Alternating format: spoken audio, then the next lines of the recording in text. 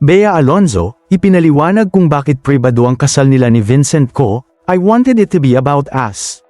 Matapos ang kanilang tahimik at intimate na pagpapakasal, nagsalita si Bea Alonzo tungkol sa dahilan kung bakit pinili nilang ni businessman Vincent ko na panatilihing pribado ang kanilang wedding.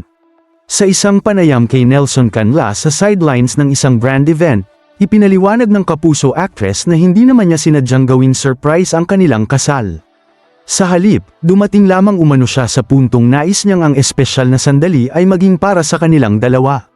Ayon kay Bea, hindi niya intensiyong itago ang kasal sa lahat. Ngunit noong mga panahong iyon, naramdaman niyang gusto niyang magkaroon sila ni Vincent ng isang pagkakataong walang ibang kailangang isipin kundi ang kanilang relasyon at ang mahalagang desisyong kanilang ginagawa. "I wanted it to be about us and no one else." Nilinaw rin ng aktres na hindi talaga nila planong gawing malaking announcement ang kanilang wedding. Para sa kanya, parang natural lamang na yun ang tamang gawin sa panahong yun. Isang tahimik pero makahulugang wedding. Nagpakasal sina Bea at Vincent sa isang private civil wedding sa Makati City Hall noong July 13, 2026, na pinangunahan ni Makati Mayor Nancy Binay. Kinumpirma rin ng kampo ni Bea ang kanilang kasal matapos kumalat ang balita.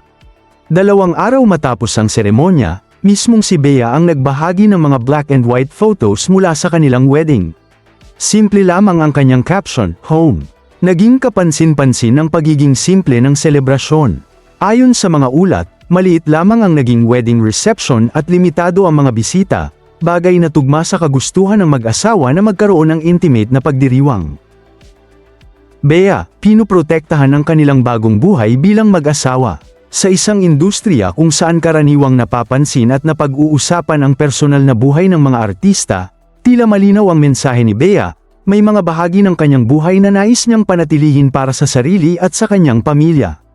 Hindi nangangahulugan na ayaw niyang ibahagi ang kanyang happiness sa publiko. Sa katunayan, kalaunan ay nagbigay rin siya ng glimpse sa kanilang wedding at nagsalita tungkol sa bagong yugto ng kanyang buhay. Ngayon, matapos ang kasal, mas pinipili ng aktres na protektahan ang kanilang pribadong buhay habang sinisimula nila ni Vincent ang kanilang bagong chapter bilang mag-asawa. Para kay Bea, maaaring maraming taong interesado sa kanyang love life, ngunit ang mismong wedding day ay isang sandali na nais niyang manatiling personal, tahimik at tunay na para sa kanilang dalawa. At marahil yun ang dahilan kung bakit naging espesyal ang kanilang simpleng kasal, hindi dahil sa laki ng selebrasyon, kundi dahil sa kahulugan nito para sa 2 taong nagsimulang bumuo ng kanilang sariling tahanan. Heart.